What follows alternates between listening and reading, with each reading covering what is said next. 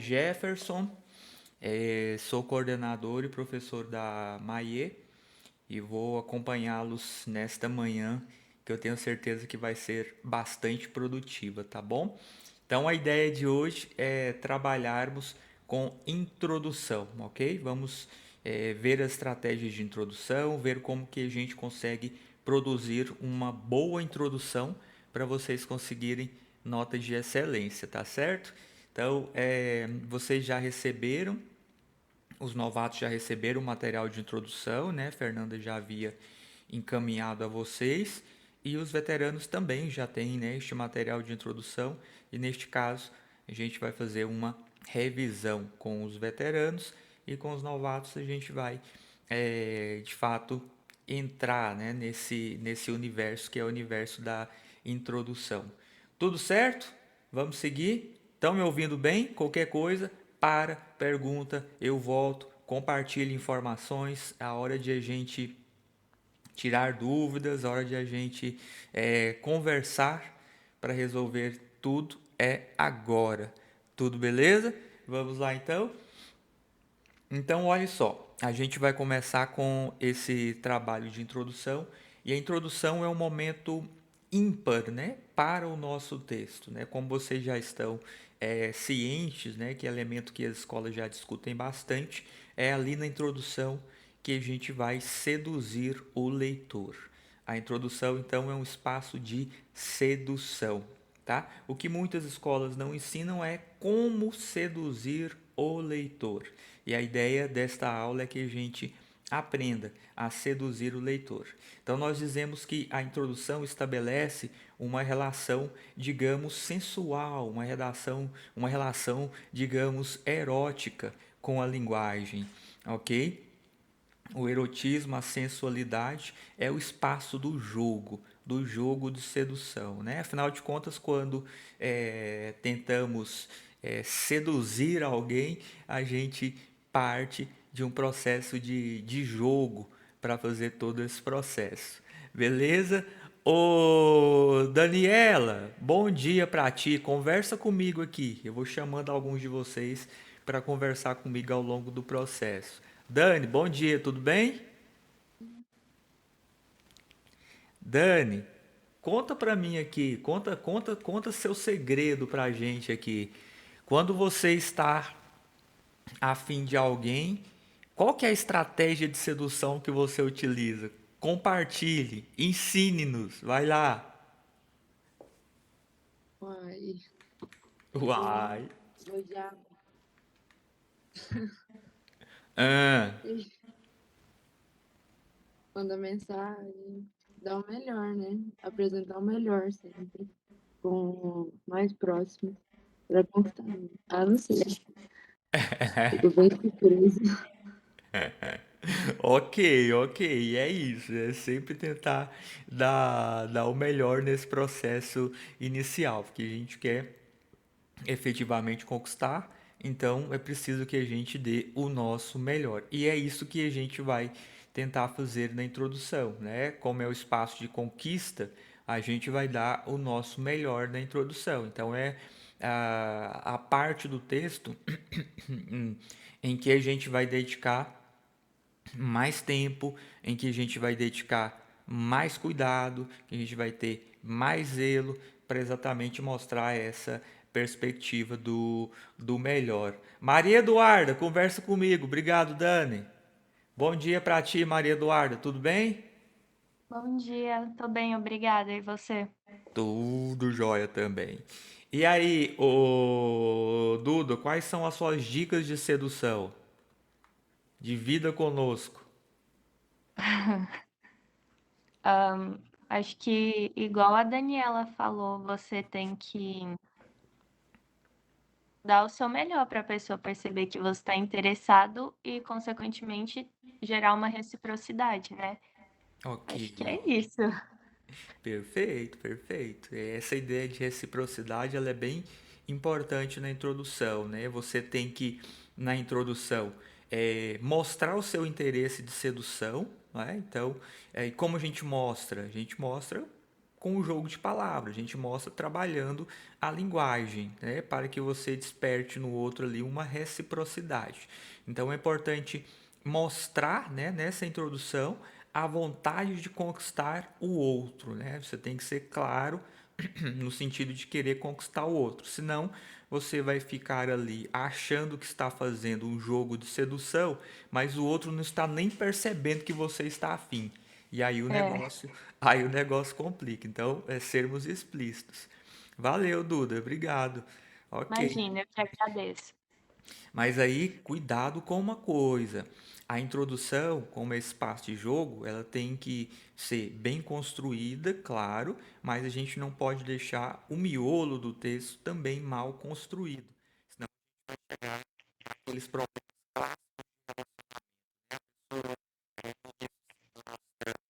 O áudio tá falhando.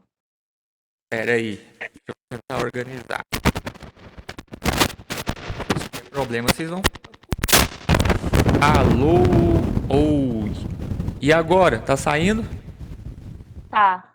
Beleza, se der problema, você vai me falando, viu, Duda? Vocês vão se manifestando aí. Deixa eu pôr esse microfone mais perto aqui.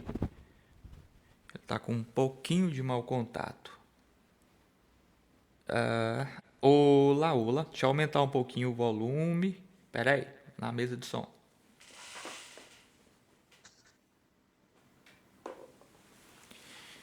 Ok, beleza. Aumentei um pouquinho. Fechado, então. É isso. Bora lá. Então a gente tem que mostrar o nosso melhor, né, para tentar conquistar a reciprocidade do outro. Fechado. E aí como que nós vamos fazer isso no texto, né? A gente vai pensar exatamente nesse mecanismo, né? Mecanismos de sedução pela linguagem, né? Pela via da linguagem. E aí a gente começa a nossa conversa. Deixa eu compartilhar com vocês a tela.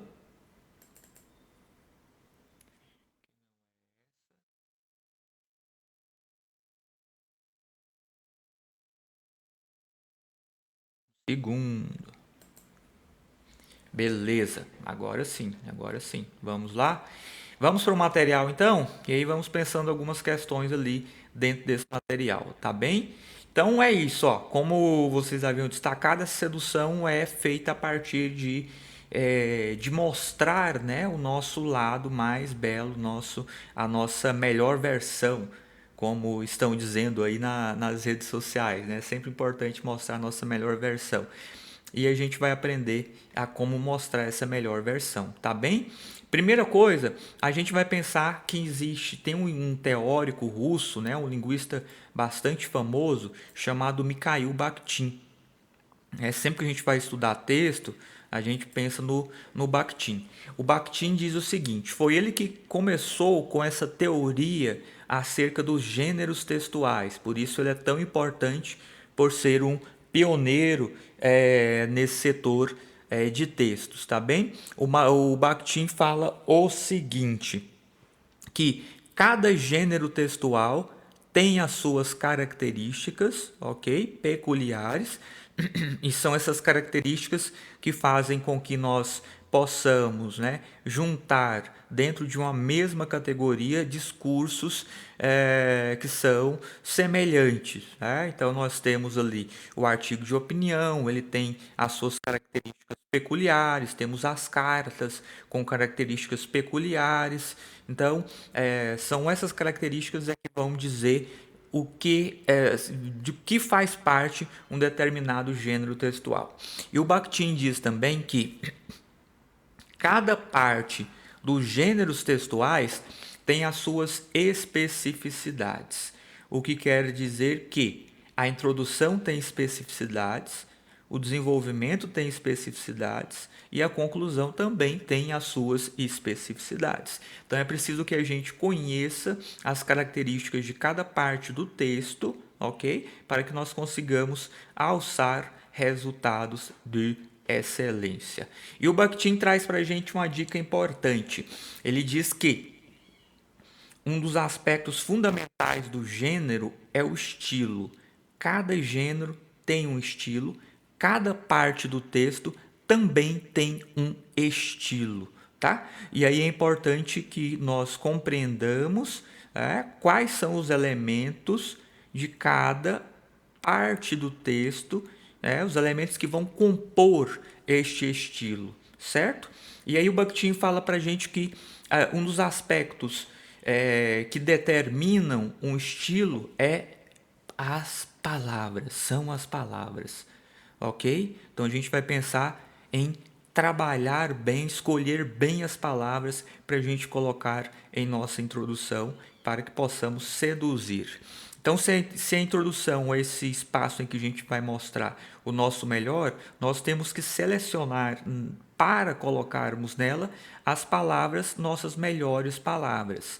Eu não estou dizendo para vocês encherem a introdução de palavras sofisticadas, ok? De palavras rebuscadas.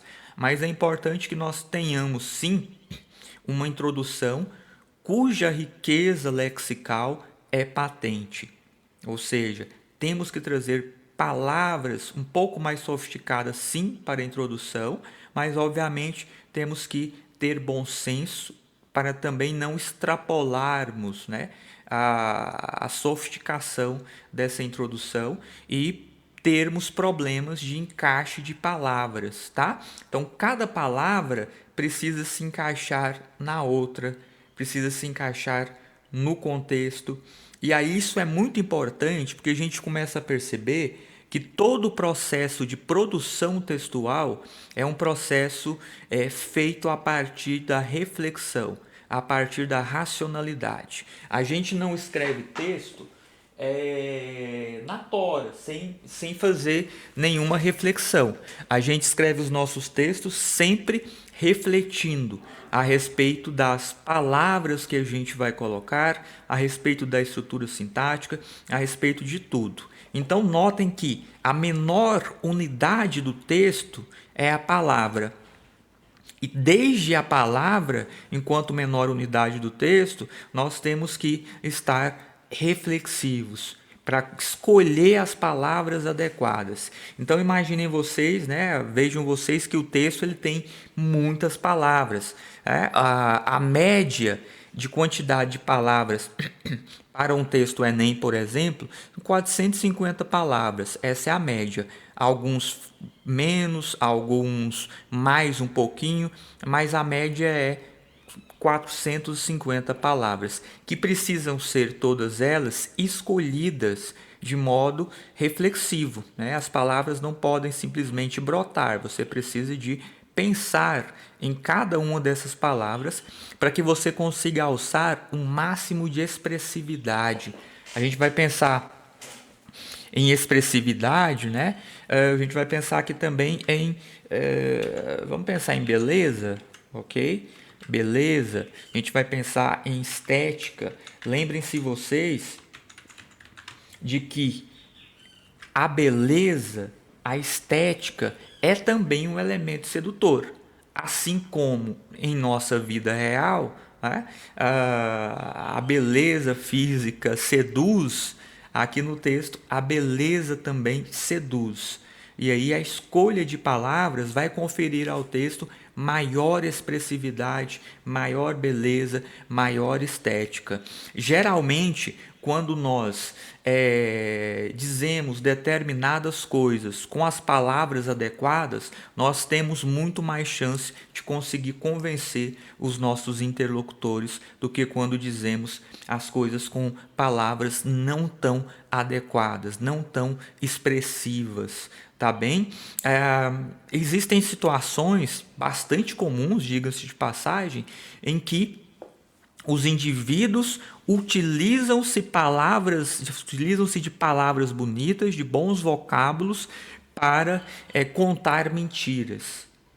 E pelo fato de as palavras serem bonitas, pelo fato de essas palavras terem uma carga de expressividade intensa, essas mentiras acabam sendo aceitas pelos interlocutores. E há casos em que o indivíduo conta uma verdade, mas que lança mão de palavras não tão expressivas, não tão belas, e essa verdade não consegue tocar o leitor. Ok? Quando, por exemplo,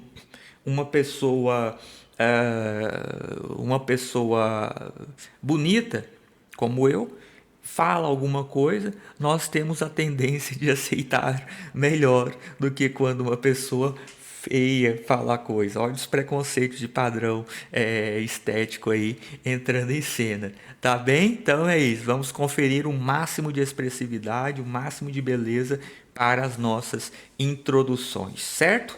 Outro detalhe, a gente vai pensar em precisão, ok? O que é precisão? É o vocábulo dizer aquilo que precisa de ser dito, tá? Vou colocar dizer aquilo que precisa, vou pôr de ser dito. De ser dito. E ainda de modo claro. Ok? Então isso é precisão vocabular. É um vocábulo que diz de fato aquilo que tem que ser dito e diz de modo claro. Vocês estão vendo e vão ver, continuar vendo isso ao longo do processo de reformulação dos textos de vocês com os professores. É muito recorrente a gente trocar palavras, tá? Porque muitas vezes vocês colocam palavras que não são tão precisas, que elas não conseguem expressar de modo claro as ideias que precisam ser expressas no texto. Então, é precisão vocabular, um vocábulo preciso naquele determinado contexto para transmitir a ideia que precisa de ser transmitida dentro do texto, para que o leitor entenda, para que o leitor se seduza, para que o leitor, no final das contas, aceite o seu posicionamento. Afinal de contas, nós trabalhamos o tempo inteiro, né, com textos argumentativos. São poucos os vestibulares que hoje trabalham com textos não argumentativos, né? São bem poucos, né? Unicamp, a UFO pode trabalhar com relatório, com relato, né? A Unicamp tem aí esse viés de trabalhar também com textos não argumentativos, com textos informativos. E mesmo nos textos informativos, é necessário que a gente tenha uma precisão vocabular, porque nós precisamos passar ao leitor exatamente aquilo que precisa de ser passado. Tudo certo? Tudo certo? E a gente vai pensar em registro adequado, beleza? O que é registro linguístico? Vocês geralmente estudam isso lá no primeiro ano. O que é registro linguístico?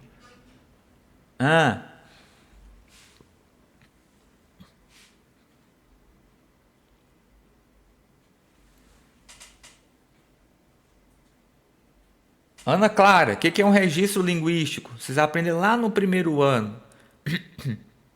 Quando vão estudar preconceito linguístico, por exemplo.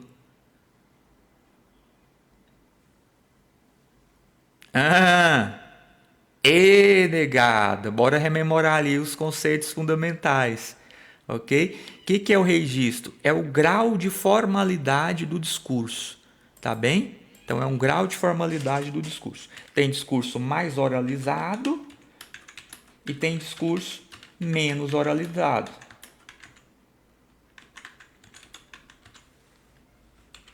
Beleza? Então é um grau de formalidade. Por exemplo, na dissertação, o grau de formalidade tem que ser maior ou menor. Maior. A dissertação é um texto cujo registro é um registro de maior formalidade. Agora, no artigo de opinião, você pode lançar mão de um registro mais informal. Você pode lançar mão de vez em quando de algumas expressões da fala, né, de estruturas bem da oralidade. Você pode lançar mão, não é obrigatório. Agora pensem, por exemplo, em uma carta pessoal, que praticamente não cai no vestibular mais, mas é importante para a gente fazer uma comparação. Uma carta pessoal, ela é bastante cheia de marcas de oralidade, de elementos de um registro menos informal. Tá? As cartas, a depender do nosso destinatário, elas poderão, né, ter um registro mais informal. E às vezes, inclusive, esse registro mais informal, ele se torna uma estratégia, para tornar esse texto mais persuasivo, para aproximar esse texto do gênero discursivo que está sendo demandado pelo vestibular. Sacaram, gente? E nós estamos até agora só falando de palavras, tá? Só falando de palavras. A gente nem pensou em repertório, a gente nem pensou em sintaxe, a gente nem pensou em tese, é só palavras. Então notem que o processo de produção textual é um processo bastante complexo, tá? Bastante complexo, reflexivo, frio e calculista, tá bem? O processo ele é frio e calculista. Vamos seguir? Então, o primeiro elemento aqui, né, a gente viu do estilo, são as palavras, são os vocábulos, a escolha adequada das palavras, e é importante que vocês vão aprendendo palavras novas, ok? E, sobretudo, aprendendo a utilizar de modo adequado. Tudo certo? Sigamos. Embaixo a gente vai ter a sintaxe. O que é a sintaxe? A sintaxe é o encadeamento das palavras. Vou colocar esse conceito básico aqui. O encadeamento das palavras de modo a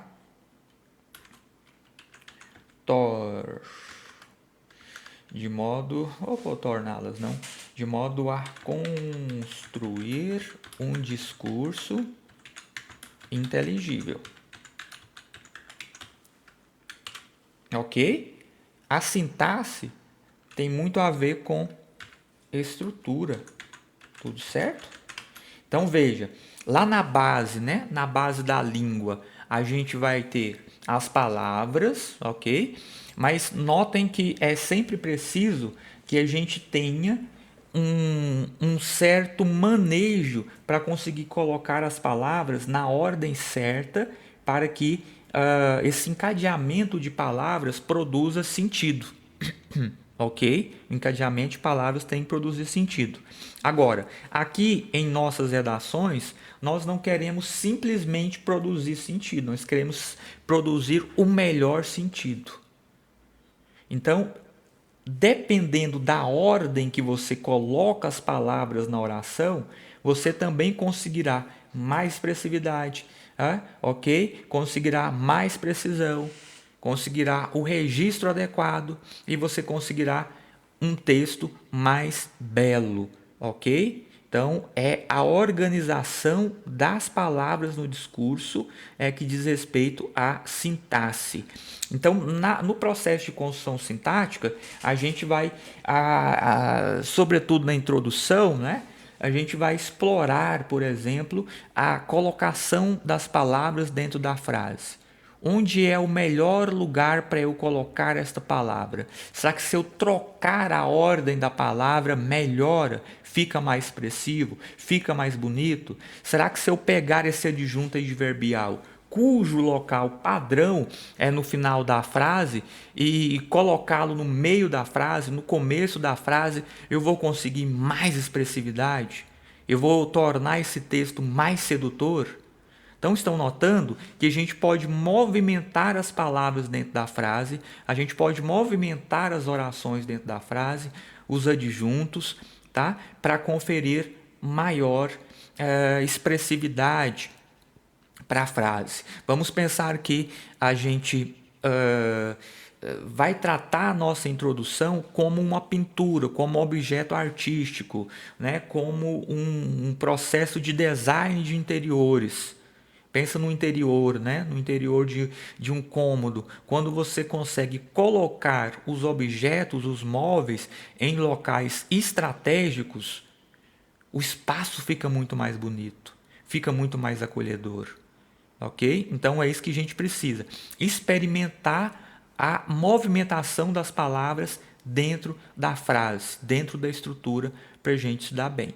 Tudo entendido? Tudo tranquilo? Bora seguir viagem. Depois disso tudo, a gente vai ter a própria gramática, né?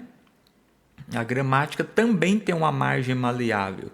Então, por exemplo, em vez de usar em certas circunstâncias um só verbo, por exemplo, viajarei, eu posso utilizar vou viajar.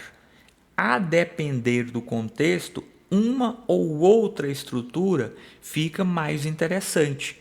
Geralmente, os verbos no futuro são mais formais, então são melhores para uma dissertação argumentativa, e as locuções verbais elas têm um tonzinho de um pouco mais de informalidade. Por quê? Porque no nosso cotidiano, nós, em geral, utilizamos locuções verbais para construir, por exemplo, o futuro, em detrimento de utilizar a palavra, o verbo no futuro, uma só palavra expressando o futuro. Entenderam? Então é possível mexer, né, com alguns parâmetros gramaticais para você conseguir também seduzir esse leitor, tá? Mas que para que tudo isso funcione, para que você consiga adquirir a consciência necessária para essa produção, é preciso que você experimente, que você crie, que você arrisque-se. Ok? Experimente, crie e arrisque-se. O professor, na aula individual, vai ajudar você a achar as estruturas mais adequadas. Mas é preciso que você apresente para ele elementos que ele possa lapidar. Tudo bem? Elementos que ele possa ajudar a refinar. Se você não se arriscar, se você não criar, se você não refletir, o professor não vai ter sequer material para ajudar você no processo de reformulação. Então, arrisque-se, tá? Não tenha medo, ok? Arrisque-se. Se não der certo a sua construção, o professor vai te ajudar a encontrar o melhor mecanismo. Tudo certo? Beleza? Tudo tranquilo? Ana Clara, entendeu? Conversa comigo, Ana Clara, me dá bom dia pelo menos. Não deixa eu falando sozinho aqui não, pelo amor de Deus. Ana Clara. Vocês sabiam que daqui como eu estou na administração da sala, eu posso abrir o microfone de vocês, inclusive a câmera? Aham. Então fica atento, tá? Se organiza aí. Bora! Vamos seguir um pouquinho mais adiante. Na introdução, a gente tem que pensar nesta palavra-chave, que é a palavra contextualização. Ok? A introdução é um espaço de contextualizar. É ali que a gente vai contar para o nosso leitor qual que será a temática que nós desenvolveremos. A introdução é isso, é um espaço de contextualização. Gente, memorize essa palavra. Falem aí no âmago de vossos seres várias vezes a palavra contextualização. Anotem aí, a função primordial da tese é contextualizar. Anotem, não vou pôr na tela não. A função primordial da introdução é contextualizar. Ok?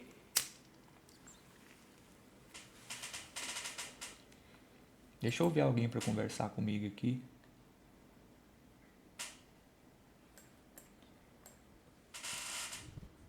Ô, Lara, conversa comigo aqui, Lara. Bom dia pra ti, Lara. Tudo bem? Bom dia, tudo bem, e você? Tudo jóia. Lara, como é que você poderia definir contextualização? O que é contextualizar? Consegue pensar? Eu não sei formar com palavras muito, não. Acho meio difícil o conceito. Tenta.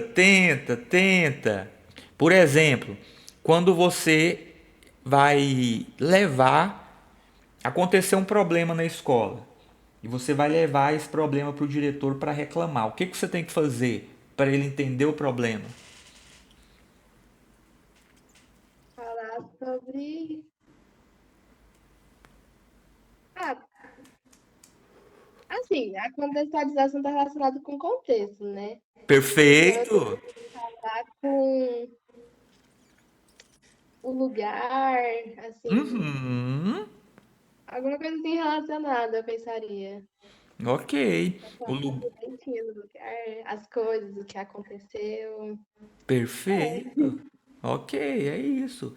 Contexto tem a ver com o lugar, com as coisas que aconteceram, quando as coisas aconteceram, né? Como elas aconteceram.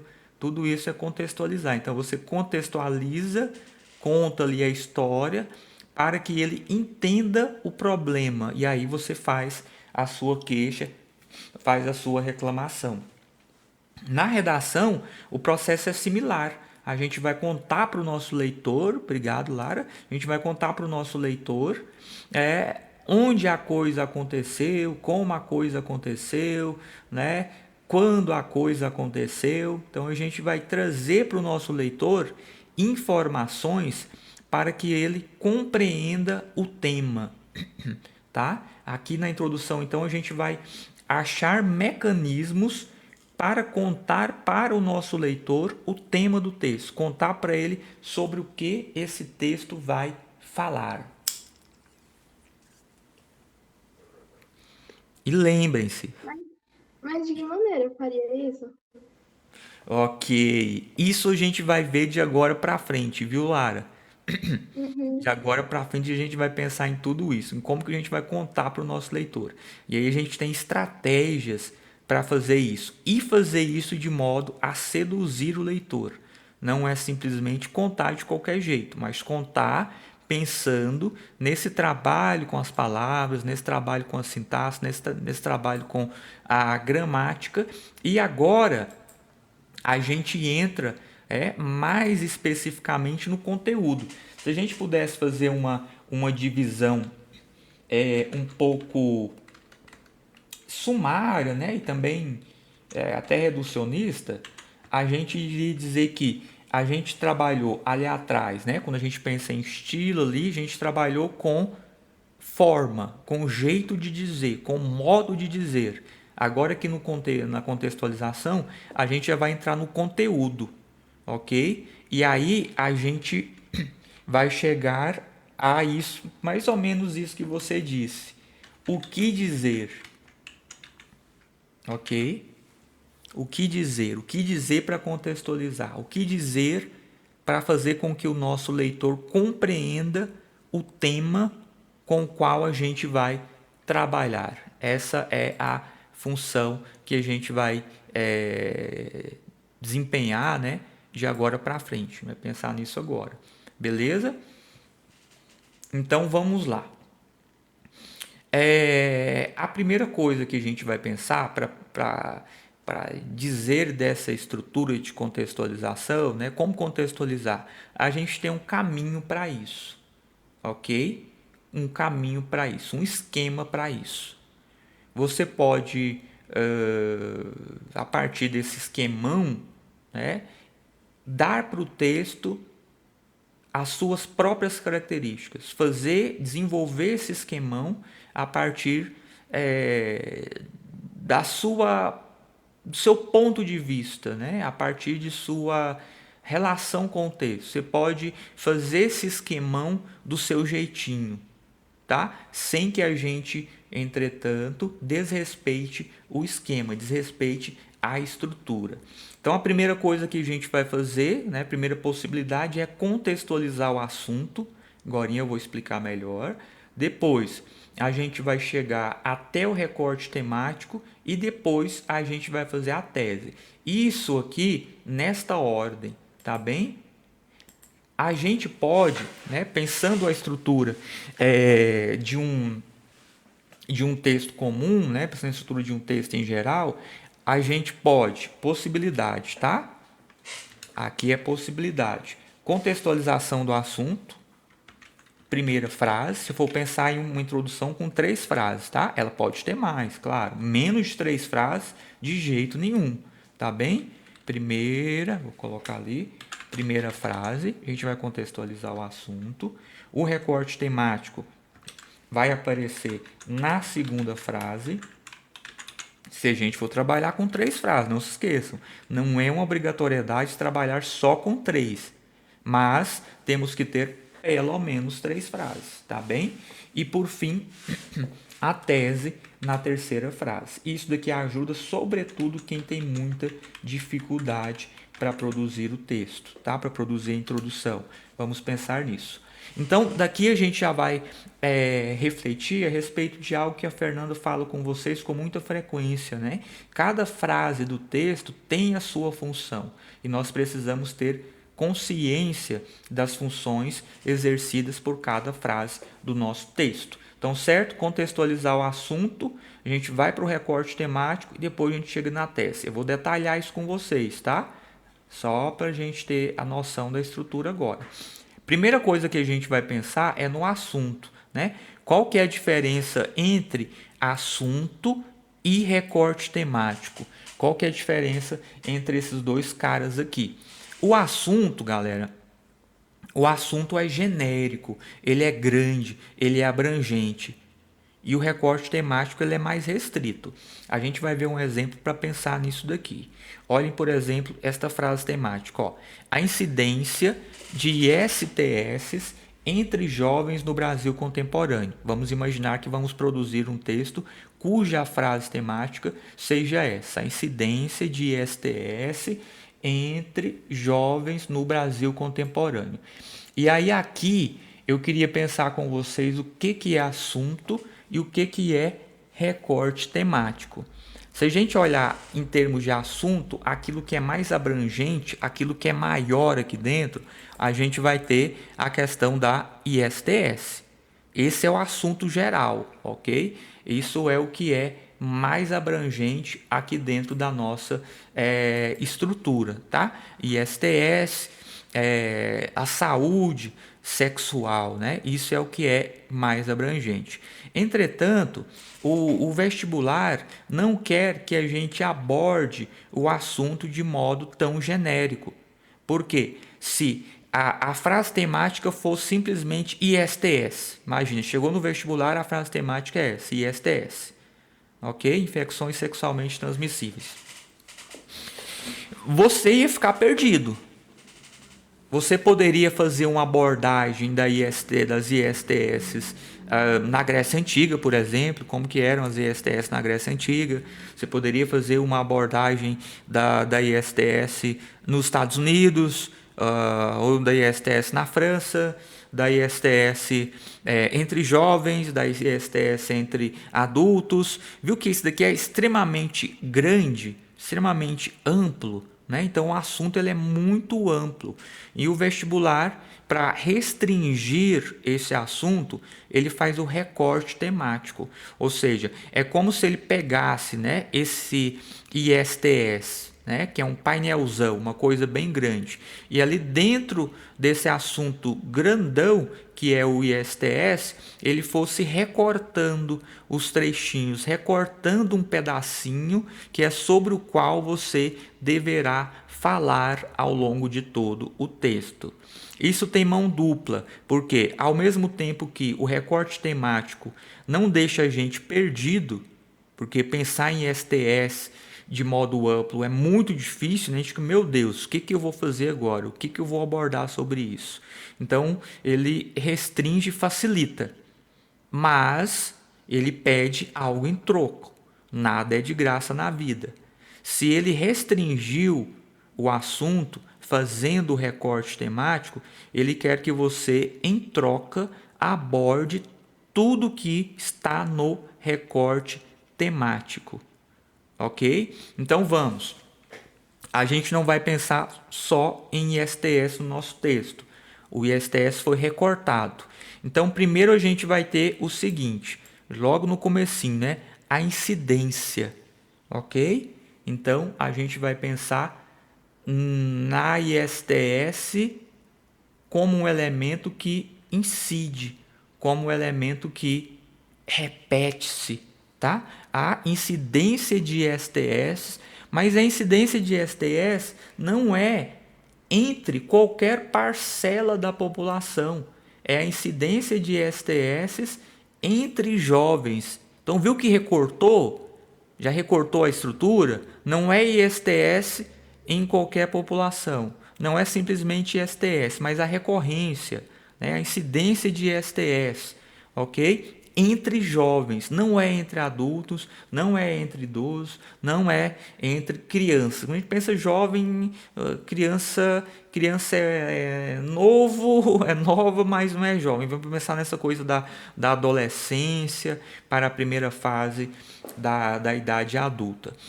E não é em qualquer lugar que você vai discutir isso. Você vai discutir isso no Brasil, ok? Então não é incidência de STS entre jovens em nível global, mas é em nível nacional. Então é Brasil. E não é também em qualquer época. Não é para você fazer um texto simplesmente pautado na alusão histórica ou tentando prever alguma coisa que possa acontecer no futuro.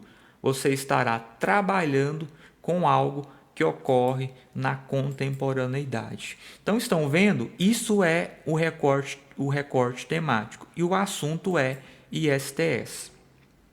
Então, voltando para a nossa estrutura, o que a gente faz geralmente? A gente traz algum elemento para o texto que tenha conexão com o assunto, tá? Mais amplo, pode ser um elemento mais amplo. Você não precisa de não necessariamente, também pode, também é possível, mas não necessariamente trazer de cara os elementos do recorte temático para cá. Até porque quando a gente joga de cara os elementos do recorte temático no texto, logo na primeira frase, você vai perdendo as palavras fundamentais da frase temática.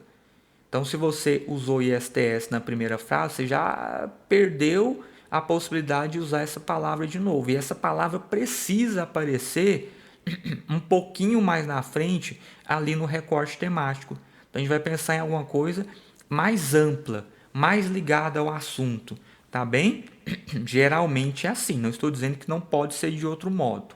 Então, na contextualização, a gente vai trazer o quê? Um repertório sociocultural, ou seja, um elemento que não esteja na coletânea, mas que guarde uma conexão bastante íntima com o assunto, tá bem? Não precisa de ser necessariamente com recorte temático, ok? Pode ser com o assunto, pode ser mais amplo, até a gente chegar na especificidade do recorte temático. Então, nessa primeira fase aqui da contextualização, você vai preparar o território para inserir o recorte temático. Então, tá bem? Vou anotar isso daqui que isso é importante. Preparar o território para inserir a seguir, beleza, o recorte temático. Certo? Então, prepara o território e a gente vai preparar o território com repertório. É a estratégia mais comum, é uma estratégia das estratégias mais assertivas, tá bem? Prepara com o repertório. Dá para preparar com outra coisa e colocar o repertório para baixo, também é possível, mas dá mais trabalho. Então vamos pensar nisso, vamos dominar primeiro nessa preparação. Aí depois, ok?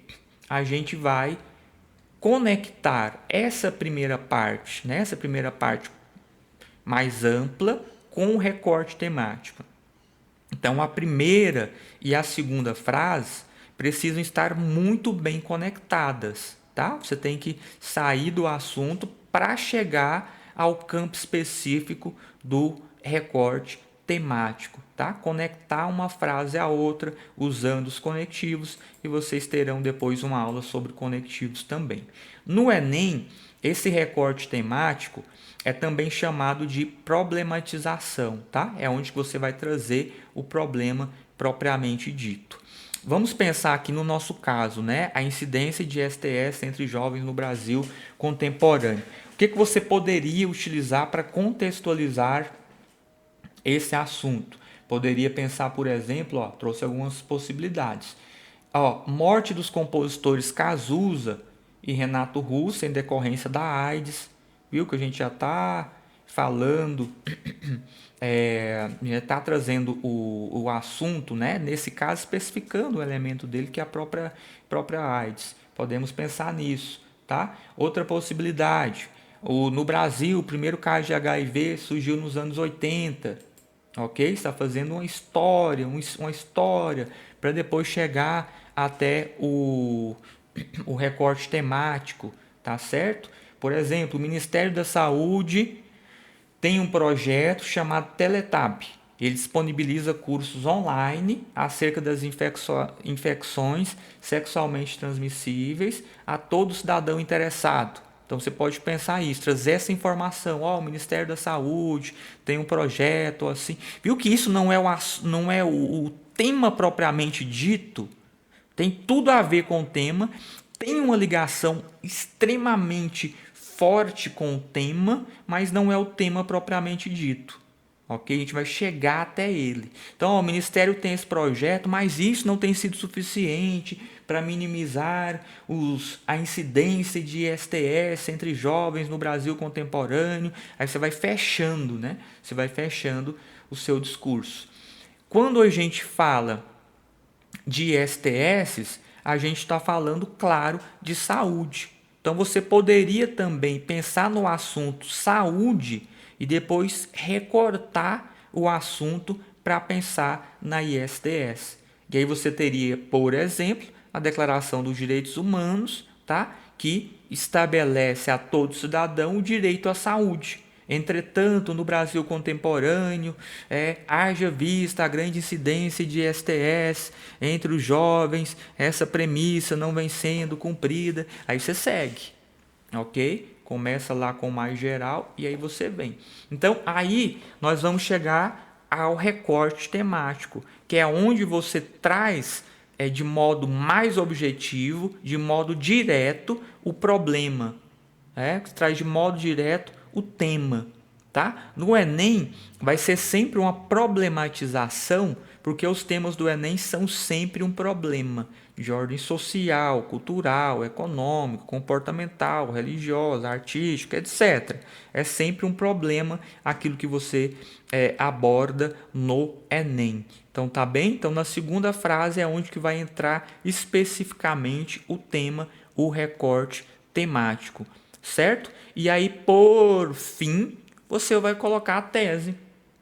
Beleza? Se for um texto Enem, você vai pensar em duas causas que desencadeiam aquele problema.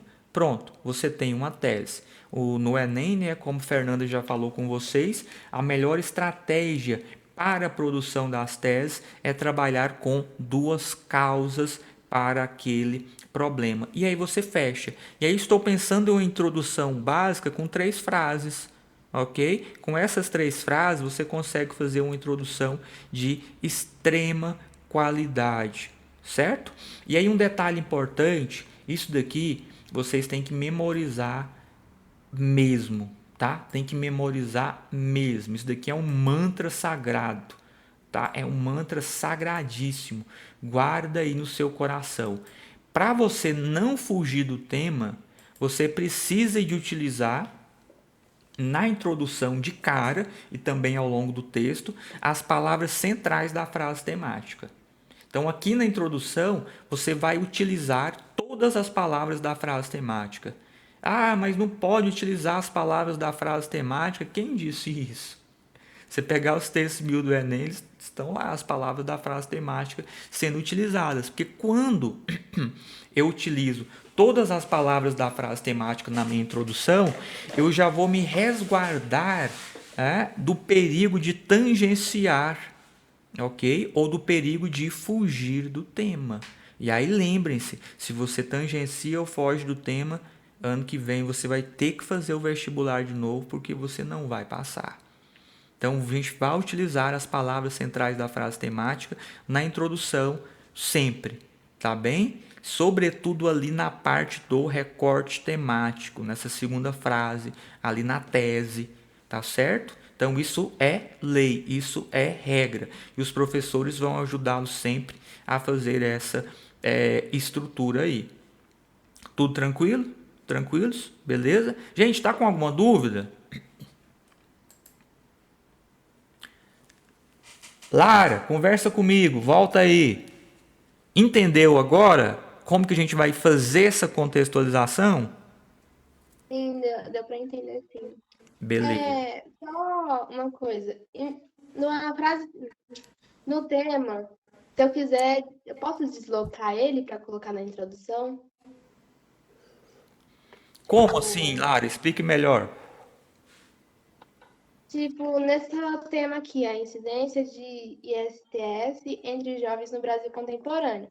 Ok. Aí eu posso colocar assim, na contemporaneidade no Brasil, a Perfeito. incidência de IST entre jovens tem elevado, tem crescido mais. Sem Tipo, eu usei todas problemas. as palavras do tema e coloquei dentro do tema. Beleza. É até um pouco mais criativo, viu, Lara? Fazer essa inversão, não colocar exatamente igual. Não quer dizer que você não possa colocar exatamente igual.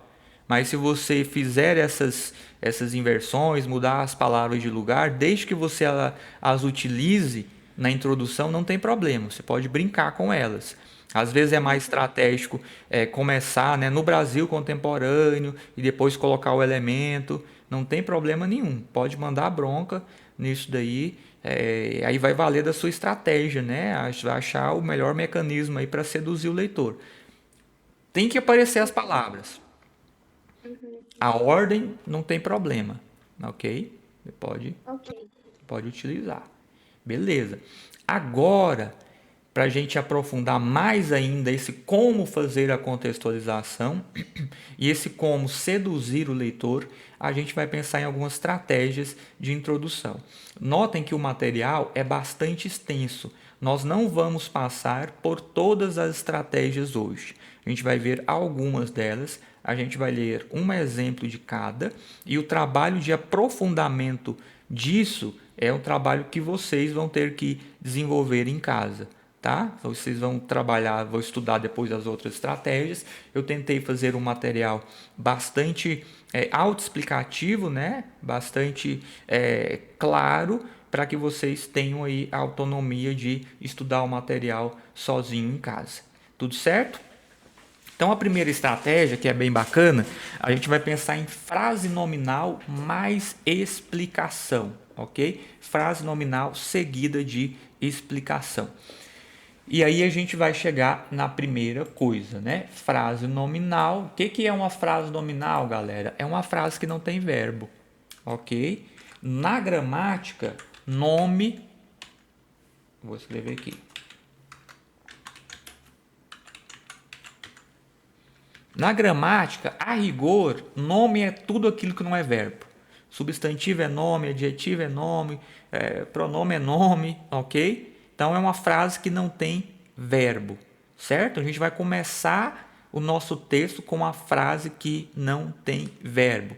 E essa frase nominal, ela é geralmente curta, ok? Geralmente curta. Beleza? Então, a primeira coisa que a gente vai fazer, frase nominal, ok? E aí a estrutura é basicamente essa, ó.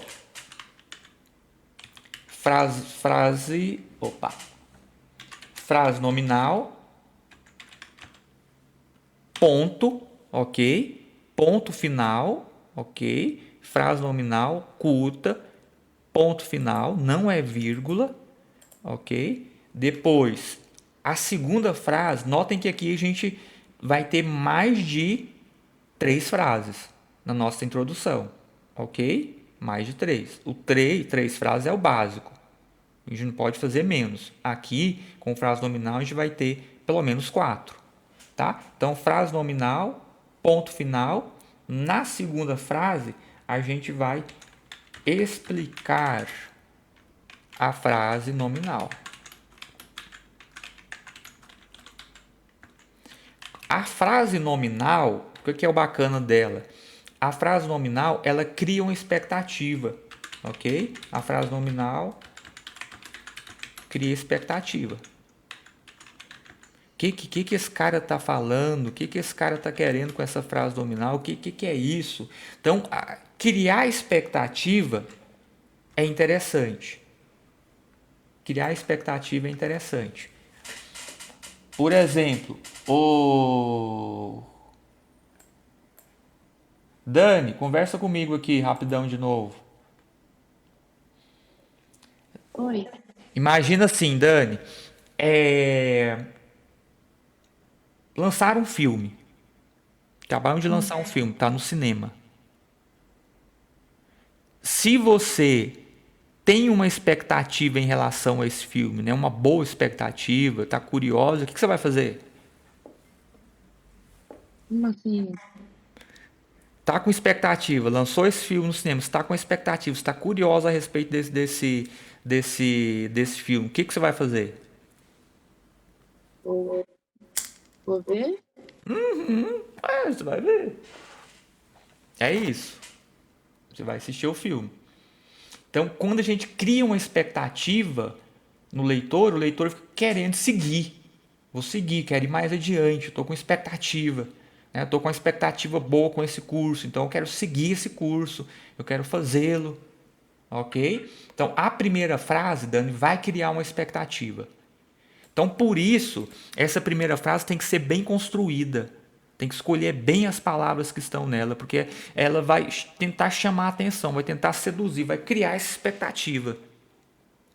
E a frase nominal, por ela ser nominal, ela é diferente das frases com que a gente tem mais hábito de utilizar, né? Essa a gente usa mais. Então, ela só por ser natural, nominal, Dani, ela já cria uma expectativa. Mas que loucura é essa? Uma frase que não tem nem verbo. Que é isso? E aí na frente a gente vai explicar essa frase nominal.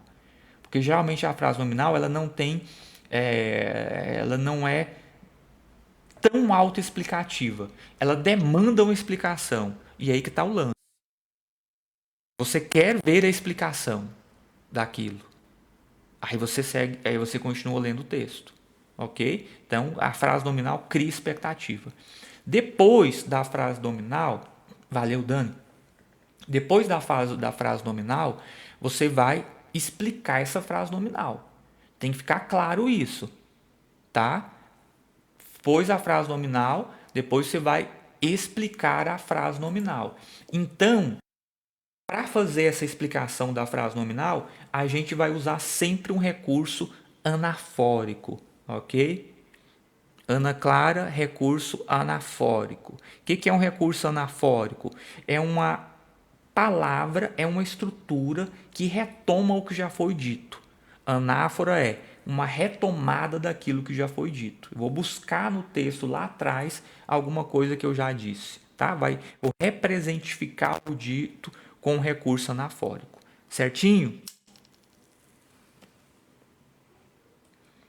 E aí, moçada, a gente vai usar esses pronomes aqui, esses elementos aqui, para fazer a nossa anáfora. Ou seja, a nossa segunda frase necessariamente tem que conter um desses elementos aqui. Necessariamente, ok? Se eu não tiver um recurso anafórico, eu não vou ter coesão entre uma frase e outra. Não tendo coesão, a chance de não ter coerência é grande. E aí você se dá mal. Então você vai utilizar esses, essas, eis, assim. São elementos que têm poder anafórico, têm poder de retomar o que está dito lá atrás. Tá? Dentro desse processo, você pode e deve trazer o repertório. Então, uma parte do repertório pode aparecer na frase temática e o restante depois, na frase nominal e o restante depois, ou nessa segunda frase você coloca o repertório, tá bem? Todo na segunda. Pode aparecer uma parte dele na primeira e na segunda você explica o repertório, ok? Ou você pode colocar toda na segunda. Vamos ver um exemplo que vai ficar tudo mais claro. Olha aí. O tema: Quais as lições de alerta a sociedade pode extrair do último apagão das redes sociais? É uma pergunta, então a tese tem que ser uma resposta. Vamos lá, eu vou ler com vocês e aí depois a gente reflete um pouquinho e passa para a segunda estratégia. 1 bilhão de dólares, ponto. Esse é o prejuízo total que, de acordo com a NetBlocks, organização não governamental especializada em segurança de ambientes virtuais, a economia global sofreu com a pane nos aplicativos Facebook, WhatsApp e Instagram no dia 4 de outubro deste ano. Com efeito, como indivíduos, empresas e até governos dependem, e cada vez mais, das redes sociais para se comunicarem e executarem seus afazeres, um apagão dessas plataformas, ainda que dure apenas algumas horas, causa imenso dano à coletividade, deixando lições de alerta a todos. Isto posto, as que, pela coletividade, podem ser extraídos pela sociedade, podem ser extraídas do último colapso digital, são a inconfiabilidade dos monopólios dos serviços de comunicação nesse âmbito e o perigo do vício nos dispositivos eletrônicos. Então, essa é a tese. Então, olha aqui, vamos ver a estrutura. Primeiramente, a gente tem lá a nossa frase nominal, 1 bilhão de dólares. Você começa a ler o texto, está ali, 1 bilhão de dólares, ponto. Mas espera aí, que negócio é esse aqui? Como assim 1 bilhão de dólares? E note também aqui um detalhe importante, que o conteúdo da frase temática, ele já chama atenção. Porque 1 bilhão de dólares é muita coisa, gente. É grana demais da conta. Então você já fica, 1 bilhão de dólares? O que aconteceu? O que é isso? Ponto final, ok? Frase nominal, curta. E aí depois você vai explicar para o seu leitor que diabo é isso de 1 bilhão de dólares. Que história é essa de 1 bilhão de dólares? Aí você vem, logo na frente, neste caso apareceu logo no comecinho aqui, o nosso recurso anafórico. E aí esse vai retomar esse 1 bilhão de dólares. Eu vou explicar agora. Esse é o prejuízo total que, de acordo com a NetBlocks, aí vem com o repertório. Beleza? Aqui está o repertório. E aí vocês vão notar que dentro desta introdução a gente vai ter as palavras da frase temática, bem como várias palavras ligadas à frase temática, ligadas ao campo da frase temática. Então vamos seguir para a gente dar uma pensada. De segurança em ambientes virtuais. Ambiente virtual tem a ver com redes sociais? Tudo a ver. Então a gente já está entrando no tema. A economia global sofreu com a pane. Tem a palavra apagão ali atrás. A gente já trouxe para cá a palavra pane dos aplicativos. Então tem tudo a ver, né? Rede social, aplicativo. Estamos no campo semântico. E aí vem, Facebook, tem a ver, né? Rede social, WhatsApp, rede social, Instagram, rede social. Então veja que o texto ele já vai entrando no tema, ele vai entrando aí no núcleo temático, tá bem? Isso é importante. No dia 4 de outubro deste ano. Aí fala lá, último apagão das redes sociais, né? Aí esse apagão foi no dia 4 de outubro deste ano, foi no ano passado. Com efeito, como indivíduos, empresas e até governos dependem, e até cada vez mais das redes sociais, então apareceu aqui, né, de modo explícito agora, redes sociais, da frase temática. Viu aqui, Lara, que as palavras não estão aparecendo exatamente na mesma ordem que apareceram lá na frase temática. A gente movimentou. Para se comunicarem seus afazeres, um apagão. Aí apareceu a palavra apagão, que estava lá na frase temática. Dessas plataformas. A palavra plataforma, retomando, né, as redes sociais. Viu que a gente está se mantendo, trazendo para a introdução palavras do campo semântico. Do tema, ainda que dure apenas algumas horas, danos à coletividade. Olha ali, qual que é a palavra, qual que é lá? Lições de alerta, sociedade pode tirar. Então, sociedade tem tudo a ver com coletividade, né? Então, estamos aqui com mais uma palavra bem ligada aí àquilo que o tema demanda, ok? Deixando lições de alerta. Eu vou colocar esse coletividade de outra cor para deixar da mesma cor somente as palavras que compõem de modo literal a frase temática, tá bom? Vou pôr de verdinho. Deixando lições de alerta, ó, lições de alerta está lá na nossa frase temática, exatamente essa expressão, deixando lições de alerta a todos. Isto posto as lições, né, de alerta que pela sociedade, ó, sociedade está lá na nossa frase temática desse jeitinho. Podem ser extraídas do último, ok? Esse último também está lá. Como já utilizei a palavra apagão, a gente colocou aqui embaixo colapso, ok? É um sinônimo, então a gente vai trabalhar com os sinônimos das palavras da frase temática também na introdução, ok? Colapso digital, né? O digital aqui tem tudo a ver também com a expressão. Beleza. Aí a gente vem, ó, aqui já é a tese. Estão notando que nesta última frase aqui, a gente já vai colocar a tese. Tudo isso daqui é a tese, beleza? É o nosso terceiro momento. Então, elemento 1, vai trabalhar com isso no D1. A inconfiabilidade dos monopólios de comunicação nesse âmbito.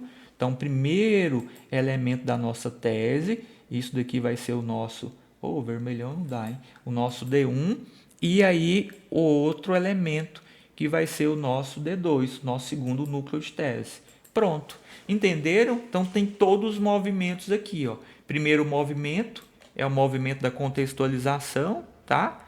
E vai contextualizando e tal, e já vai entrando um assunto, vai abordando tanto o assunto quanto o tema, neste caso aqui, tá? E aí, na segunda frase, a gente vai entrar de modo mais específico ainda no tema, beleza? E na terceira, a gente vai colocar a nossa tese. Pronto, é basicamente isso. Tudo tranquilo? Tranquilos, tranquilos, tranquilos? Sim. Vou dar uma descidinha aqui embaixo. Eu vou dar para vocês 3 minutinhos para vocês lerem essa daqui sobre as startups, ok? Que são essas empresas criativas, empresas novas, né? Que são criadas para inovar, né?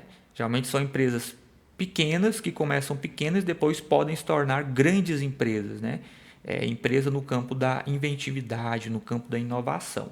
Então eu vou deixar vocês 3 minutinhos para ler, analisar essa introdução e a gente já conversa. Nesta leitura, eu quero que vocês sublinhem, circulem as palavras da frase temática e as palavras que têm conexão direta com as palavras que estão aqui na frase temática, como a gente fez ali atrás. Beleza? 3 minutinhos e a gente já vê e passa para a próxima estratégia. Bora lá!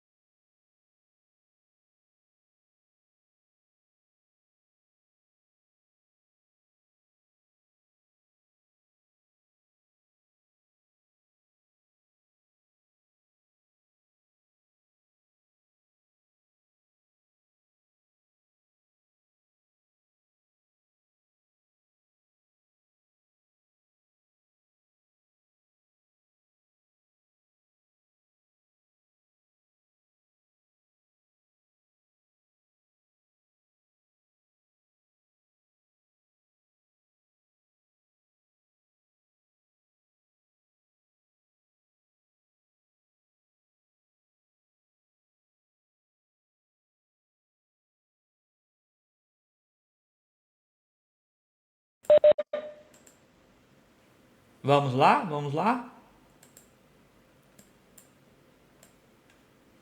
Vamos dar uma olhadinha mais rápida nessa intro aqui. Notem que aqui, em vez de ter uma frase temática, perdão, uma frase nominal, nós vamos ter 3 frases nominais. Isso vai se assemelhar bastante a uma outra estratégia, que é uma estratégia de flashes, com a qual a gente vai lidar depois, tá? Então a gente vai ter ali, ó, Sambatec, ponto, descomplica, ponto, conta azul, ponto, ok? Fechamos as frases nominais. O que é isso? O que o leitor quer dizer com isso? Criou-se uma expectativa. O que o autor quis dizer com isso? Criou-se uma expectativa. E aí depois a gente vem, ó, essas empresas tem tudo a ver com startup, ok? Essas empresas, respectivamente, do campo da distribuição de vídeos em tempo real, da educação online e da organização financeira corporativa. Então, coloquei, né, as empresas e depois expliquei. Viu que tem que explicar, né? Não pode deixar simplesmente Sambatec, e não explicar o que é, não. Aqui a gente tem uma explicação que precisa de aparecer, ok? Firmaram-se como startups nacionais bem-sucedidas. Notem que neste caso a gente já começou, né? A gente já começou trazendo palavras da frase temática. Pode, não tem que necessariamente começar com outra coisa que tem a ver com o tema, mas seja o assunto. Você pode já também trazer alguma coisa do tema aqui na primeira frase, tá? Na contextualização. Só que aqui na contextualização a gente não tem falando especificamente do que? Dos percalços, a cultura da startup. A gente está falando que existem algumas empresas, né, que no Brasil são startups e que conseguiram grande sucesso, ok? Então, contextualizando. Entretanto, embora na maior nação da América Latina, Brasil, né? Ok? Existem alguns exemplos de sucesso. É inquestionável, eu vou pegar a frase toda, senão eu perco o ritmo. Entretanto, embora na maior nação da América Latina existam alguns exemplos de sucesso, é inquestionável que essa categoria de negócios, viu que está retomando a startups? Esta categoria de negócio, retomou, apresenta o mais alarmante índice de falência, perfazendo cerca de 74%, segundo pesquisa da Startup Farm. Ok? Então, notem que a gente tem 2 repertórios aqui na introdução, galera. Tem um repertório mais para o começo e tem um outro repertório aqui embaixo. Ok? Então, são 2 na introdução. Se você conseguir trabalhar com 2 bem trabalhado, beleza, é muito bom. Um só resolve, mas você pode utilizar 2 tendo habilidade para isso, tá bem? Em vista de tal cenário, agora, tudo isso daqui, nesse caso, tá bem? Tudo isso daqui é essa contextualização maior, tá? Todo esse movimento. Agora, a gente vai entrar especificamente, de modo mais específico, no tema, e aqui o diferencial é que a apresentação do tema aconteceu junto com a tese. Também é possível. Então, lembre que você pode achar o seu jeitinho para fazer o movimento contextualização, recorte temático e tese. Você pode encontrar o seu jeitinho. Nesse caso aqui, o núcleo maior do tema vai aparecer junto com a tese. Também é possível, ok? Também fica bom.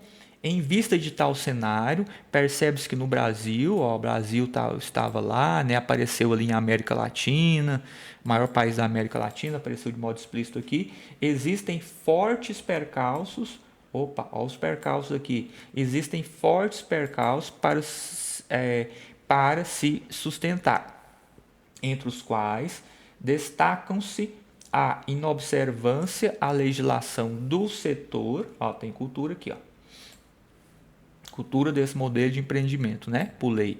Beleza? A palavra cultura está ali, modelo de empreendimento. Beleza? Para sustentar, entre os quais se destacam, aí vem tese, em observância à legislação do setor.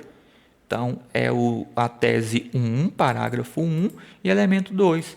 E o desamparo e o despreparo no que concerne à gestão e ao planejamento daqueles que ingressam nessa seara. Então, aqui, núcleo 2 da tese. Beleza? Isso daí. E o despreparo, retira essa vírgula, por favor, que ela não existe não. A estrutura da frente é adjetiva restritiva, no que concerne à legislação. Pronto. E aí segue o texto. É basicamente isso. Dibas, vamos seguir mais exemplos que vocês vão ler depois com toda certeza. E a gente segue para uma outra estratégia, que é a estratégia da oposição, tá? Essa é bem bacana também e dá para a gente fazer boas coisas aqui. Eu vou andar um pouquinho mais rápido agora, para a gente tentar ver o máximo possível de estratégias, tá bem? Dentro desse pequeno tempo que nos resta. Então, oposição é o seguinte, o que você vai fazer aí? Você vai pensar na frase temática, ok?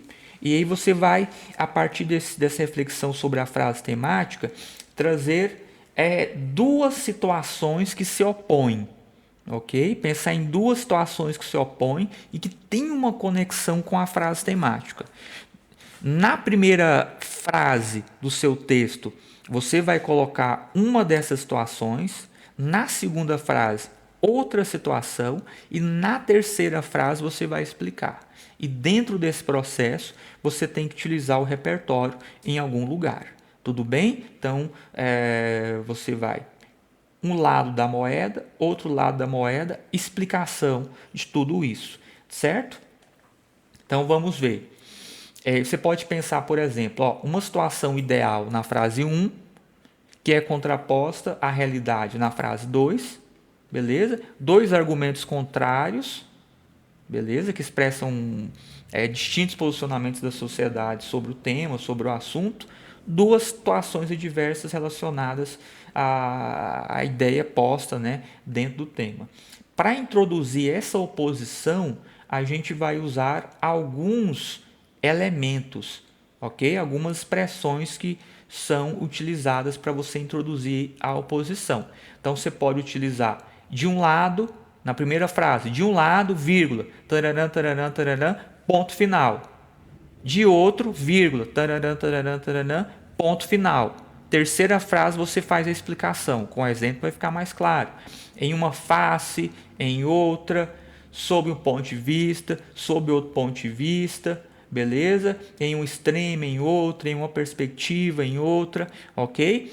Muitas vezes, essa oposição, ela vai ser construída com frase nominal também. Pode ter verbo na oposição? Pode, não tem problema nenhum não. Pode fazer com frase nominal? Pode, não tem problema nenhum também não. Beleza? Então, de um lado, tararam, tararam, ponto. De outro, tararam, tararam, ponto. Na terceira frase, a gente vai fazer a explicação.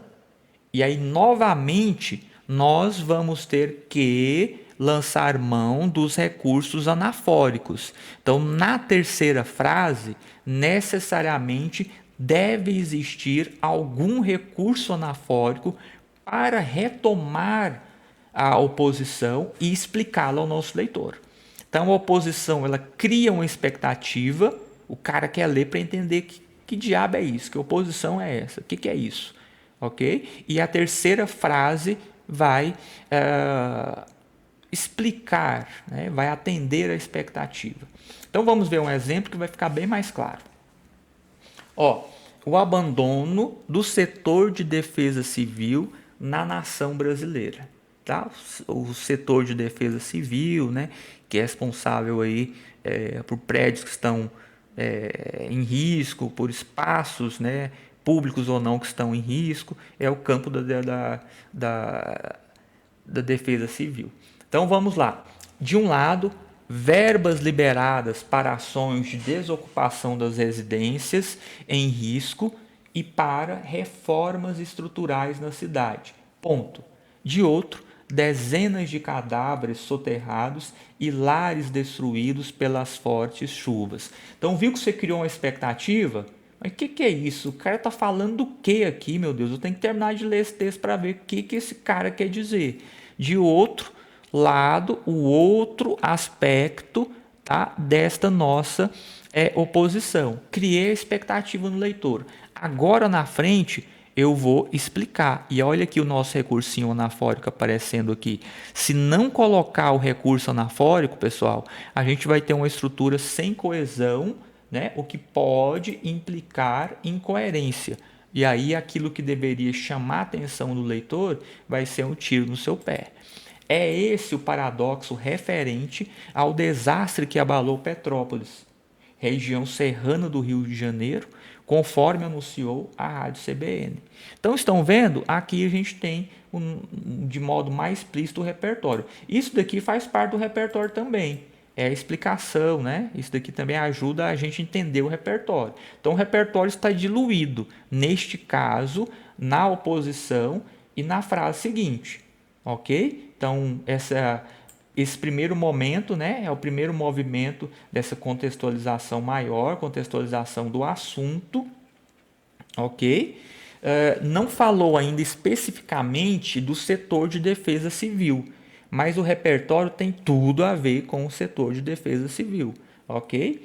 Então, ó, conectivo, sob tal ótica, o cenário desolador não expressa mais que o abandono do setor da defesa civil pelas autoridades brasileiras. Viram? Agora a gente entrou de modo mais direto, incisivo, ok? Na frase temática, evidenciando o descaso do Estado com a população e a fragilidade das leis que não punem responsáveis por atrocidades dessa natureza.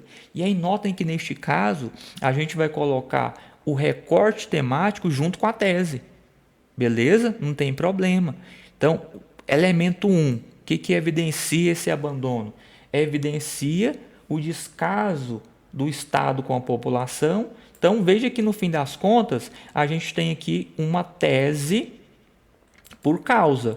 Por que esse abandono acontece? Porque a gente tem o descaso do Estado com a população e, de outro lado, a fragilidade das leis que não punem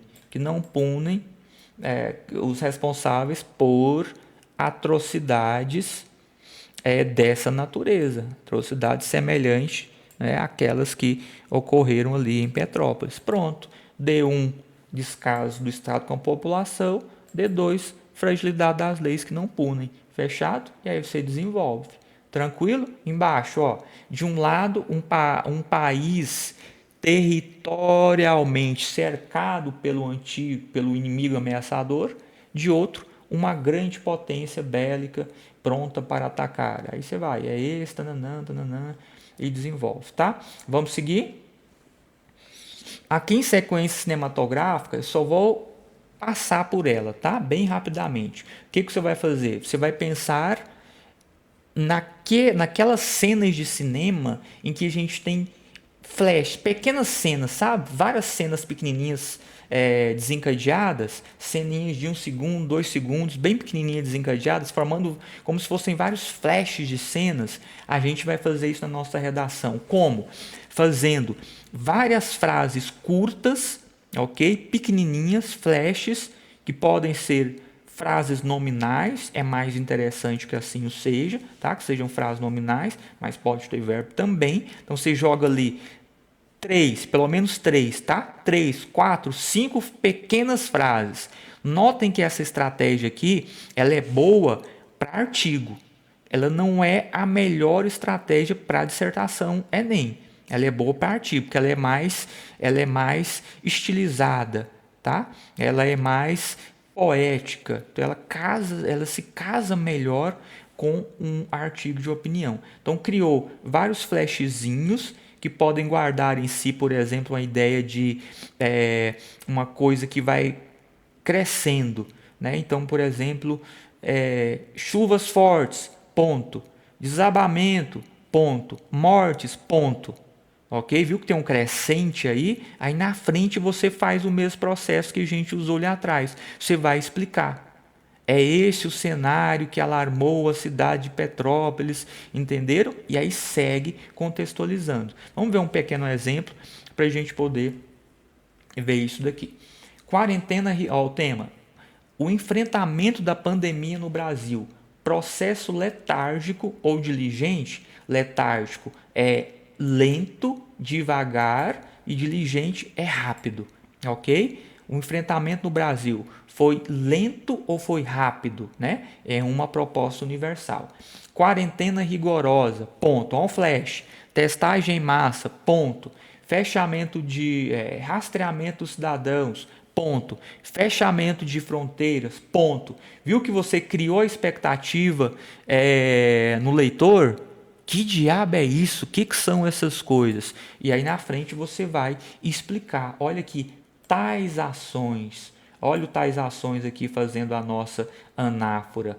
Então, a partir de tais ações, a gente vai explicar o que são esses flashes. Tais ações, embora drásticas, foram imprescindíveis para que a Nova Zelândia, liderada pela premier Jacinda Ardern, debelasse o caos pandêmico que em todo o mundo já ceifou mais de 4 milhões de vidas, das quais apenas 26 eram neozelandesas. Já no Brasil, aí viu aqui que falou do assunto de modo geral, que é o enfrentamento da Covid. Primeiro movimento é esse. Agora vamos fechar no Brasil, que é o núcleo do tema, né? Ok? Enfrentamento da pandemia no Brasil. Então, o Brasil é o lugar onde ocorre, onde vai incidir o núcleo do tema. Já no Brasil, movimento 2, é outro quadro que se desenha, com um total crescente de mais de 580 mil mortes por Covid. Trata-se, por óbvio, de uma nação onde o enfrentamento do contágio viral processou-se de modo letárgico e, por consequência, ineficaz. Então veja que neste caso houve uma resposta inicial, né, de que o enfrentamento da pandemia foi letárgico. Olha a pergunta, né? Enfrentamento da pandemia no Brasil, letárgico ou diligente? Apontou que foi letárgico, e agora, na frase da frente, é que vão aparecer os dois núcleos de tese. Afinal, o governo brasileiro mostrou-se sempre negacionista na lida com a atual catástrofe sanitária. Então a gente tem o núcleo do D1, beleza? Núcleo do D2. E atrasou criminosamente a compra de vacinas, núcleo do D2. Pronto, a gente tem o nosso parágrafo aí redondinho, respeitando os três movimentos, com o repertório e com a tese. É isso, simplesão, mandem bronca aí, tá? Vou seguir para o próximo. Vocês têm vários outros exemplos para vocês fazerem aí, tá bem? Paralelismo poético. Aí esse daqui, galera, eu só vou colocar aqui, ó. Acho que tem embaixo essa informação, mas eu vou salientar. Não usar no Enem, ok? Isso é para artigo de opinião, isso é para carta, tá? Isso é para editorial, beleza? Isso é para discurso político. Discurso político usa demais paralelismo poético, que alguns vestibulares cobram, como a PUC, a Unicamp, ok? O que é o paralelismo poético? É quando você lança mão de um recurso bastante comum na poesia, que é esse paralelismo, que é a repetição, ok? De uma palavra, de um trechinho, de uma estrutura. Você vai repetir essa estrutura pelo menos 3 vezes, de modo que fique claro que você está repetindo intencionalmente a estrutura, beleza? E aí vai repetindo, contextualizando e já trazendo o repertório. O paralelismo faz a introdução ficar bem bonita, tá bem? Quem está treinando aí para UFO, quem está treinando para a UFO não está nessa aula de hoje, né? A prova da UFO é hoje, não está aqui. Mas quem vai fazer PUC, beleza? Unicamp, e você pode usar o paralelismo poético também em dissertação universal, tá certo? Não tem problema, fica bonito. No Enem, não. Fica atento então.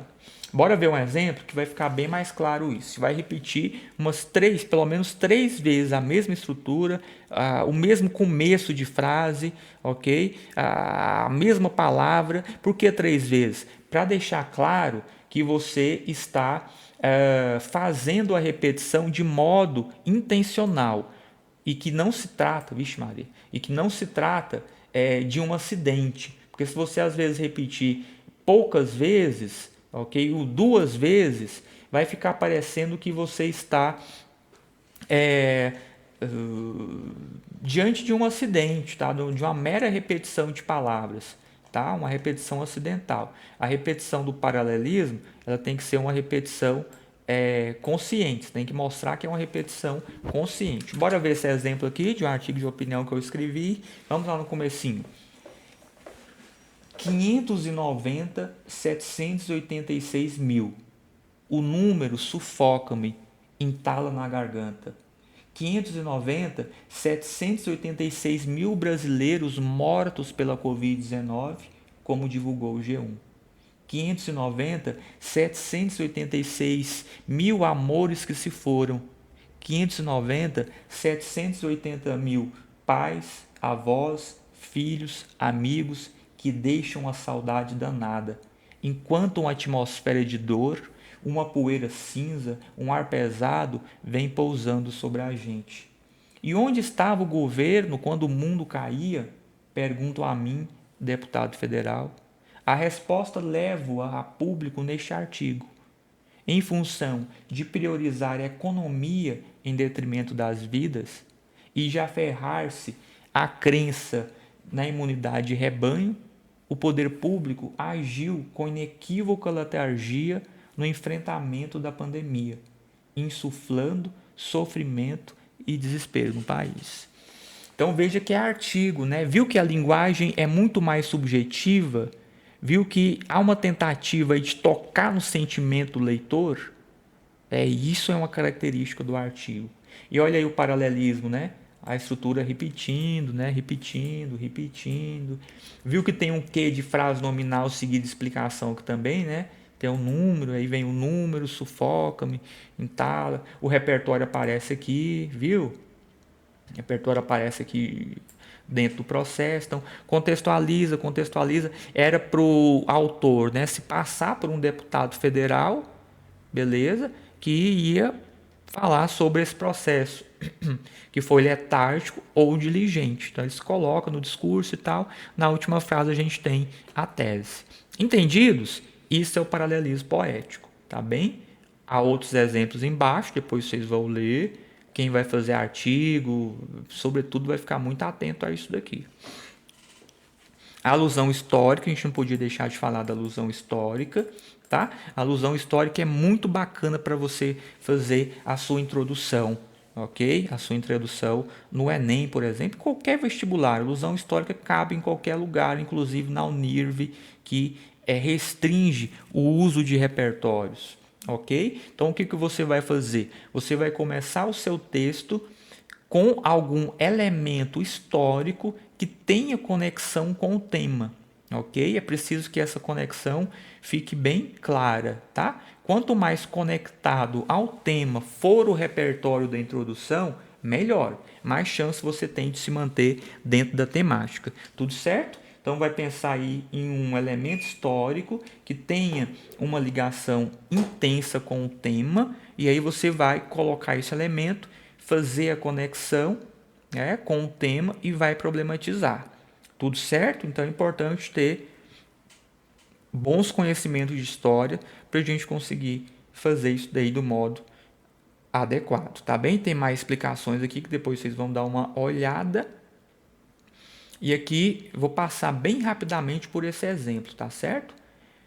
Iconoclastia na contemporaneidade. Iconoclastia é destruição de imagem, destruição de ídolos, destruição de estátuas, destruição de imagens, de modo geral, tá? Então, essa iconoclastia na contemporaneidade é uma releitura legítima do passado ou apagamento da história? A gente tem observado com muita frequência a derrubada de estátuas. Tem uma estátua ali que representa o colonizador, as pessoas vão lá e derrubam. Tem uma estátua ali de um ditador, as pessoas vão e derrubam. Então, isso é iconoclastia. É legítimo ou é um apagamento da história? Aí o autor tinha que tomar posicionamento. Olha ali, embora os ponteiros da marcação temporal do mundo, metáfora, né, já estivessem no ano de 1857, depois de correrem, por exemplo, as águas do iluminismo, que fixaram a razão como norte da humanidade, o Papa Pio IX, em um ímpeto iconoclasta, ordenou uma ação de terrorismo estético para decepar a genitália de centenas de estátuas clássicas sob posse do Vaticano. Viu o que é alusão? Alusão histórica, beleza, alusão histórica. Aí vamos conectando, vamos trazendo para o nosso tema. A gente começa lá na história, vai preparando o território para trazer para o nosso tema. Tem que ter esse movimento. Começa lá, vai contextualizando para chegar no nosso tema, no nosso recorte.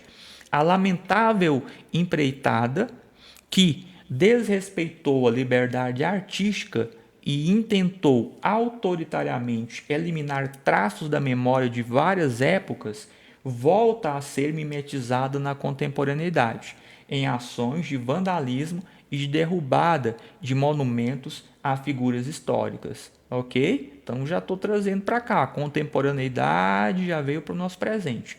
Nesse sentido, vale destacar que ações dessa natureza não representam nada senão o apagamento do passado. Então, viu? Aqui a gente já tem uma resposta mais direta à pergunta feita na frase temática. Estamos caminhando para o núcleo da tese. Pois, então falei, não representam mais que o apagamento do passado. Por quê? Eu vou explicar. Aí os núcleos da tese, D1 e D2. Pois extirpam do espaço público símbolos de referência de outrora, o que pode abrir margem para que o relógio do tempo corra em sentido anti-horário e dê brechas ao retorno de condutas nada exemplares como o totalitarismo. Então veja aqui os núcleos temáticos. Extirpam do espaço público símbolos de referência de outrora. Aí veja, o que pode, elemento 1, né? O que pode abrir margem para que o relógio do tempo corra em sentido anti-horário, viu que é metafórico, ok? É uma dissertação subjetiva, e dê brechas ao retorno de condutas nada exemplares como autoritarismo. D1 e D2 aí se desenharam para a gente. Tudo certo? É isso, vai com a história, contextualiza, vai chegando, vai entrando, chega no recorte temático e, por fim, deságua na tese, apontando 2 elementos. Tranquilos? Tem um punhado de exemplos de alusão histórica. Por favor, vocês têm que ficar experts nessa alusão histórica, tá bem? Eu vou saltar um pouquinho. Metáfora, para quem vai fazer artigo, e dissertação universal também pode utilizar. É uma boa estratégia, tem um meio ali, né? Tem uma receitinha de fazer metáforas ali que você pode utilizar, tá bem? E aí eu vou vir aqui para citação, tá? Para a gente fechar com citação. Citação, você pode fazer, lembra, né? Citação direta ou citação indireta. Lembra que a citação direta você vai pegar exatamente as mesmas palavras utilizadas pelo autor, ok? Neste caso, essas palavras precisam aparecer entre aspas para marcar exatamente que são as mesmas palavras do autor, certo? Indicar quem que é o autor, belezinha. Ou você pode fazer a citação indireta, que você vai pegar as ideias do autor, tudo certo? Pegar as ideias do autor, mas vai transcrevê-las, né, com as suas próprias palavras. Neste caso, você não vai colocar a citação entre aspas, tá certo? Você vai colocar a citação sem as aspas. Sempre indicar quem que é o autor, senão a citação não vale. Indica, né? Quem quem que é esse autor? É um filósofo? É um sociólogo? É um cientista? O que é esse autor? Quem é esse autor? E é bacana também que a gente coloque, né, em nossas citações a nacionalidade desse autor, que vai mostrar mais conhecimento de mundo. Estou no Enem fazendo a prova, lembrei do Bauman, mas esqueci que ele é polonês. E agora, coloca ou não no repertório? Claro que coloca. A nacionalidade dele é só um a mais, né? É só um modo de você mostrar mais conhecimento para o seu leitor. Tá? E aí lembra também, galera, pensando nessa questão da sedução importante para a nossa introdução, quando você traz um bom repertório, você mostra conhecimento. E mostrar conhecimento também é uma ferramenta de sedução do leitor. Tá? Mostrar que você conhece do assunto, que você tem cartas na manga, é também um modo de você seduzir o leitor. Daí também a importância de uma boa seleção de repertório para esta nossa introdução. A gente já vai impressionar o nosso corretor, né, o nosso leitor de cara na introdução com repertório, tá? Para a gente já seduzir este nosso leitor. Tudo certo? Então coloco ali, vou ler só um exemplo e a gente finaliza. Coloco ali o repertório, beleza? Coloco ali a citação e sigo. A citação ela pode aparecer na primeira frase da nossa introdução, pode aparecer um pouquinho mais para baixo também. Geralmente ela aparece ali no comecinho, tá certo? Vou trazer uma citação clássica para a gente fechar a nossa conversa de hoje. O ensino de direito constitucional nas escolas brasileiras. No Brasil tem um ensino de direito constitucional nas escolas? Não tem, né? A ideia é trabalhar isso. Então, bora lá. O Brasil não tem povo, tem público. Ponto. Aspas, a citação é direta, tá? E aí na frente, na frase da frente agora eu vou explicar. Viu que é quase como se fosse neste caso aqui, tá? Neste caso específico, uma frase seguida de explicação, ok? Só que tem verbo, ó, beleza? E na frente eu explico. Com essa assertiva, o escritor brasileiro Lima Barreto, contei quem que era, ilustra a indiferença de cada indivíduo com o destino de todos, o que corrobora a manutenção de mazelas que assolam o país. Então, contexto, de modo geral, né, o Brasil está ali e tal. Tal cenário de apatia poderia ser primordialmente combatido, caso os mais jovens aprendessem desde o ensino primário sobre seus direitos constitucionais. Viu que agora o tema entrou mesmo? Direito constitucional e o caminho percorrido para que esse aparato legal fosse firmado. Contudo, o ultrapassado modelo educacional vigente, o qual prioriza o preparo do sujeito unicamente para o mercado de trabalho, impede a alteração da atual conjuntura, o que, consequentemente, implica a formação de indivíduos que, além de estarem aquém de suas seguridades e de seus compromissos sociais, são perigosos para a democracia. Aqui, galera, tem a tese. O diferente aqui é que a gente tem uma tese com causa e consequência. Não é uma tese para o Enem. Ok? É uma tese para artigo, é uma tese para dissertação, é uma tese para carta, não para o texto Enem. Então, olha ali, ó. Contudo, ó a causa. Ultrapassado o modelo educacional vigente, o qual prioriza o preparo do sujeito unicamente para o mercado de trabalho, beleza? Isso é a causa, tá certo? A consequência, tem a primeira consequência, né? Impede a alteração da atual conjuntura de inércia. A atual conjuntura de inércia, né, tem a ver com o povo separado e tal.